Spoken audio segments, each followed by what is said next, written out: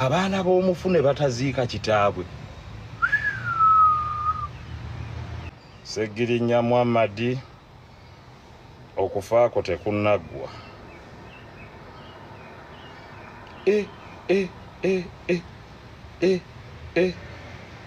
Ne muddira ne mugenda ne mumanyiira abantu gye yafiiriddwa.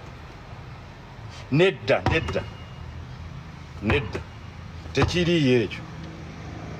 Buli omu abeere ne ttiimu ye. Tetuyinza kukkiriza abantu there is something wrong. Buli omu azimba eyiye. How do you humiliate the mother of someone ajjanjabye omwana we for over 1 year?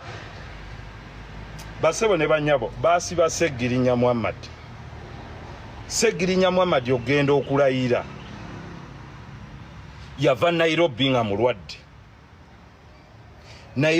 mulwadde.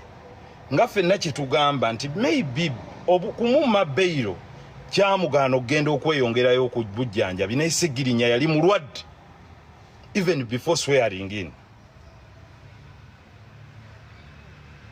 Of course okwo n'ogattako stress gye yafuna musajja wattu eye kooti naki n'ogattako musiba nga yakava Netherlands.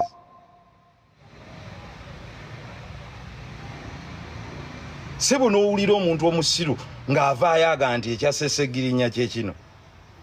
Of course they are contributing factors, but there is no single individual that is responsible for the death of Segirinya. No. Sebo ne mugenda ne muyimirira maka g'omugenzi ne mugaa nti mayiti ye tejja kufuluma, mumuswalidde swale ey'ekitundu tetegeerekeka. Tekisoboka. Awo twawudde ebino bikoma ku mulembe gwa Museveni gw'oyimirizaawo buno obujjega. It cannot happen.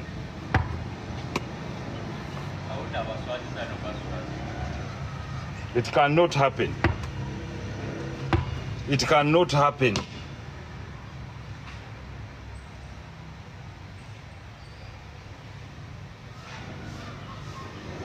Segirinya had underlying causes. Yalina obulwadde obulala obwali bumuluma ekyabwongeza, and this is the reality. Everyone knows fenna abali close to him.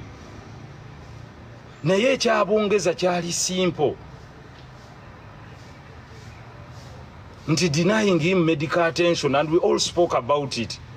But what right does it give you ogenda okudenying abaana ba Segirinya okuziika kitaabwe?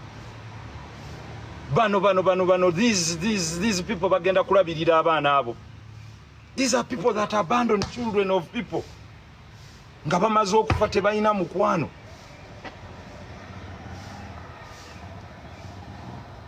Omukwano baali bagugyewa n'omuntu. For them it's all about politics, no friendship, teri mukwano. Politicking, sloganeering, walalalala wolokoso.